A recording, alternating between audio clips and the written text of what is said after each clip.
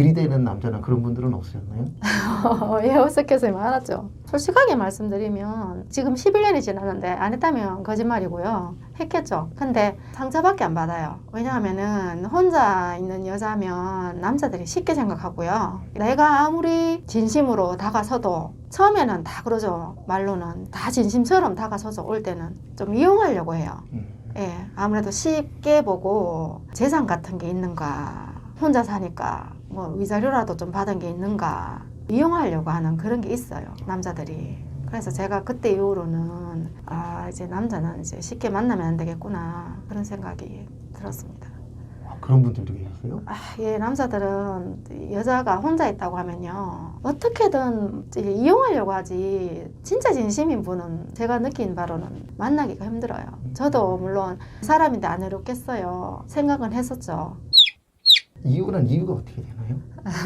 성격 차이는 기본으로 있고요. 아저씨라고 해야 되나 남편 되시던 분이 이제 술을 좀 많이 좋아하세요. 이게 술 버릇이 안 좋아서 개인적인 얘기라서 뭐 어떻게 해도 될런지 모르겠지만 술 버릇이 안 좋아서 제가 그것 때문에 스트레스를 너무 심하게 받았어요. 고쳐지지 않으니까 주사라 그러죠. 그게 좀 심각할 정도로 안 좋았었어요. 술만 드시면요? 네. 그래서 그것 때문에 제가 정신적으로 너무 힘들어서 이제 요구를 했어요. 제가 4년 정도 결과를 하고 그 다음 이제 이혼을 하게 됐어요. 술 안 드시면 괜찮았었나요? 술을 안 먹게 되면 그런 대로 괜찮죠. 뭐 나쁜 분은 아니에요. 사람은 뭐 착실하고 좀 가정적이지 못하고 좀 잔정이 없었죠. 그래서 제가 늘 좀 뭐 외롭다면 외롭다고 해야 되나. 술을 좋아하니까 밖으로 많이 다니죠. 많이 힘들었어요. 애기 예뻐하고 뭐 챙기고 이런 스타일이 아니어서 사귈 때도 이제 술 먹고 이런 게 좀 드러나잖아요. 네. 술을 먹으면 그럴 수 있겠구나 그렇게만 생각했고 아저씨가 제가 처음으로 연애 상대였어요. 정식 연애 상대. 첫 연애 상대랑 바로 결혼을 했던 케이스라서 그때는 이제 제가 순진했다면 좀 순진했고요. 제가 너무 좋아하니까 그냥 결혼해야 되는 줄 알았어요. 그때는. 이것저것 안 따지고. 예. 그럼 주변에서 만류하셨던 분은 없으셨어요? 처음에는 친정엄마가 탐탁하게 이렇게 생각하진 않았어요. 되게 근데 몇 번 이렇게 집에 놀러 오고 또 제가 좋아하고 하니까 허락하셨어요. 어떤 부분이 그렇게 마음에 드셨었어요? 그냥 남자답고요. 자기 일 열심히 하고 그런 부분에 이제 끌렸던 것 같아요. 제가 연애 경험이 그때는 많이 없었기 때문에 한 군데 약간 올인하는 성격이 예. 지금은 많이 변했는데 사람이 자꾸 이렇게 시행착오를 겪다 보면 바뀌잖아요, 성격도. 근데 그게 타고난 자기 근본 성향이 있잖아요. 그래서 싹 바뀌지는 못해요. 근데 그런 거를 겪다 보니까 그 뒤에도 뭐 솔직히 뭐 제가 사람 보는 눈이 좀 없어요. 예, 근데 나쁜 사람은 아닙니다. 이혼해서 살아보니까 또 나름 힘든 점도 많고 뭐 참고 살면 어땠을까 이런 생각도 뭐 가끔은 들어요. 저는 근데 지금 제 선택에 후회는 없어요. 예. 그럼 다행이시죠. 예. 결혼은 한 번이 족하다고 생각합니다. 예. 돌싱이 연애가 어려운 이유가 뭐라고 생각하세요? 돌싱이라서 어렵다기보다는요. 저는 이제 아기가 있잖아요. 없으면 조금 더 나을 것 같고요. 아기들을 오픈을 해야 되잖아요. 만나는 사람한테. 부담스러워하죠. 뭐 나도 누군가를 만나도 항상 아기들이 걸리니까 내가 또 아기들을 책임져야 된다는 그 생각도 있고 하니까 이제 만나는데 제재가 많이 따라요. 한번 갔다 온 거에 대한 사람들 편견이 굉장히 강해요. 사람 만나는 것뿐만 아니라 직장 생활을 했을 때도요. 처음에는 제가 사생활을 말하고 싶지 않아서 말을 안 해요. 가면 그냥 남편이 있는 것처럼 행동을 해요. 제가 착각을 하는지 알았어요. 내 생각이겠지. 그렇게 생각을 해보려고 그랬어. 근데 사람들이 오픈을 하잖아요. 이제 좀 친해지고 나서 나 혼자 키우고 있다 이러면 그때부터 이게 보는 눈이 달라져요. 사람들이 뭔가 모르게 안 좋게 돼요. 똑같은 실수를 해도 내가 남편이 있다고 생각했을 때 하는 실수랑 뭐 예를 들어서 뭐 내가 아팠다. 아파서 다음날 결근을 하게 됐다. 그러니까 전화를 한다. 그러면 그전에는 편견이 없이 진짜 아파서 안 오는구나 생각을 할 수 있는 것도 저 봐라 저럴 줄 알아도 이렇게 돼요. 남자랑 있었겠지. 이런 편견 있잖아요. 그게 정말 사람을 힘들게 하고 못 견디게 하는 거거든요. 사회가 아직까지는 이혼이 문제냐 지금 사회적으로 그게 흠이냐 그렇게 말씀하시지만 아직까지는 여자가 이혼해서 살아가기에는 세상이 그래요. 많이 오해들도 편견들이 아직까지는 많다고 생각하거든요. 특히 우리나라는 더더욱 외국보다도 이 편견이 좀 강한 나라라고 생각해요. 조금씩 좋아지고 있는 거지. 아직 네, 멀었죠. 그렇죠. 아직 네. 멀었어요. 쟤는 저래서 이혼했겠지. 이렇게 생각해버리니까 항상 왜 그런 거 있죠. 직장에서도 그렇고 밖에서 행동할 때도 똑같은 사람이라도 그런 편견을 가지고 보니까 참 속상하고 항상 행동을 좀 조심하게 되고 그런 소리 안 들으려고 아동바동거리는 것도 많죠. 이혼할 때 심정이 어떠셨어요? 시원한 게 한 70%고요. 30%는 이제 애들 때문에 마음에 걸리니까 그때는 솔직히 아무 생각이 없어요. 솔직히 어떻게 말씀을 드려야 될지 모르겠지만 그때 상황은 그냥 하루라도 빨리 정리돼가지고 내가 마음 편하게 살고 싶다는 생각밖에 없었어요. 그때는. 근데 이제 친정어머니가 애기들 봐준다고 되게 고생하셨거든요. 왜냐하면 제가 또 직장 생활을 하고 해야지 애기들을 이제 먹여 살리고 해야 되니까 그런 것 때문에 이제 마음에 걸리는 부분들이 많고 하니까 그것 때문에 그랬죠. 그때 당시에는 그냥 하루라도 빨리 이 상황에서 벗어나고만 싶다. 그냥 그 생각밖에 없었어요. 자녀 문제가 어떻게 보면 제일 크잖아요. 네. 이혼하고 초반에 어떻게 하셨었나요? 그때까지만 해도 제가 30대니까요. 젊으니까 직장은 많더라고요. 그리고 지금처럼 이제 코로나 시대가 아니었잖아요, 그때는. 그렇죠. 예, 그래서 일단은 직장부터 구했어요. 그때는 또 둘째가 굉장히 어렸었어요. 어린이집 다니고 있었기 때문에 이제 어머니가 애기들 이제 보시신다고 고생을 많이 하셨죠. 그것 때문에 조금 많이 힘들었어요. 나이가 아무래도 지금보다 많이 어리니까요. 제가 젊으니까 이제 무서운 게 별로 없었어요. 그때까지만 해도 용기가 막 100배 얼마든지 살 수 있겠다 그렇게 생각을 했는데 1, 2년 지나다 보니까 이 생활이 힘들다는 게 느껴지잖아요, 몸으로. 그때는 갈수록 약간 막막해지는 게 생기더라고요. 이혼할 때 가장 어려운 점이 뭐라고 생각하세요?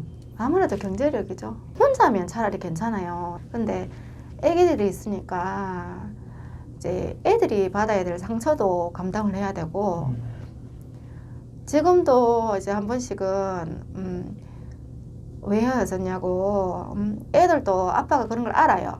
그때 상황을 알기 때문에 잘했다고 해요. 저한테는. 엄마 뜻을 존중을 해요. 거기에 대해서는 되게 고맙게 생각하는데 한 번씩은 뭐 애들도 자기 친구들 정상적인 가정에서 행복하게 지내는 친구들 보면 부럽잖아요. 그러면 이제 엄마한테 얘기를 하죠. 내가 막 고생하고 이런 거 보면 자기는 또 안쓰러우니까 왜 이혼했냐고 원망할 때도 있어요. 울면서 그런 얘기를 해요. 거의 한 80% 이상은 잘했다고 하고 딸은 잘했다고 해요. 늘 제 편이 되어주니까 저보고 딸은 그러죠. 엄마도 참 남자 복 없다. 여자 입장에서 얘기를 하죠. 엄마도 참 남자 복 없고 엄마도 보는 눈은 없는 것 같다고. 엄마 입장을 잘 이해하는 거는 남자보다는 아들보다 딸이에요. 딸이죠. 예. 남자 생각은 없었나요? 남자 생각이 왜 없었겠어요. 혼자 살면은 외롭잖아요. 이런 것도 많고 한데 친구는 있어요. 남자 친구는. 그거를 제가 한번 겪어봤잖아요. 겪어보고 앞에도 결혼을 빙자해서 사기치려는 사람이 있었기 때문에 제가 생각이 머릿속에 박힌 게 내 하나만 단단히 챙기고 내 식구들만 단단히 챙기자. 그 생각이 정말 강해졌거든요. 한번 가봤으면 됐잖아요. 안 그래도 제 구독자들이 아예 대놓고 막 대시하시는 분들도 있어요. 저랑 살자고 애기들도 책임져 준다고 그러고 저는 그런 말 안 믿습니다.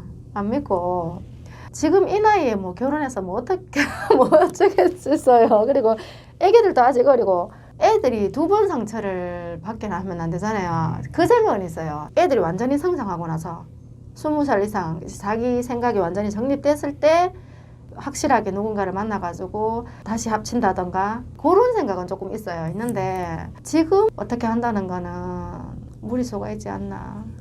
그게 가장 힘든 거죠. 애들한테 상처가 2번 갈까봐. 그렇죠. 내 상처는 내가 끌어안으면 되는데 결혼을 한번 하시고 어쨌든 아픔을 한번 겪으셨잖아요. 앞으로 결혼할 사람들도 많을 건데 배우자를 선택할 때 좀 이런 부분은 조심해야 될 것 같다 이런 게 있을까요? 뭐 요즘은 술 문화가 많이 발달되어 있어서 만나고 이러면은 술자리를 가지잖아요. 술김에라는 거는 저는 허용이 안 된다고 생각하거든요. 그게 본인의 모습이 드러나는 거예요. 성격이. 어른들이 드라마 같은 거 보면은 집에 인사를 오면은 앉혀놓고 같이 술을 먹어보잖아요. 술 버릇을 보기 위해서. 그게 정말 현명하다고 생각하는 거거든요. 저는 술을 먹고 나서 뒤끝이 안 좋다던가 폭력성이 있다던가 하면 그거는 뒤도 돌아보지 말고 정리를 해야 된다고 생각해요. 이제 정 때문에 못 헤어지거든요. 여자들은 대체로 그래요. 이제 정이 들면 그래도 나를 사랑하니까 이거를 이 마음에 위로로 삼는데 그건 아니라고 생각하거든요. 데이트 폭력도 보면은 그렇죠. 이남자를 내가 고칠 수 있을 것이다. 그렇죠. 그거는 정말 잘못된 생각이에요. 네가 뭐 실패했었는데 뭘 그렇게 아시겠냐고 하시겠는데 실패를 해봤기 때문에 더 잘 아는 거거든요. 정말 그게 제일 중요하다고 생각해요. 성실한 것도 중요하지만 남자들이 술주사이고 술주사가 있는 분들이 폭력성도 있어요. 사람이 피폐해지는 게 이게 말도 못해요. 주변에서 혹시 결혼하려고 하는 사람이 있으면 어떤 말을 해주고 싶으세요? 저는 옛날에는 당연히 결혼해서 가정을 이루고 사는 게 정석이라고 생각했거든요. 근데 지금은 본인이 능력이 있으면 더더욱 좋고요. 능력이 있든 없든 저는 그렇게 결혼을 꼭 해라 이렇게 추천드리고 싶지는 않아요.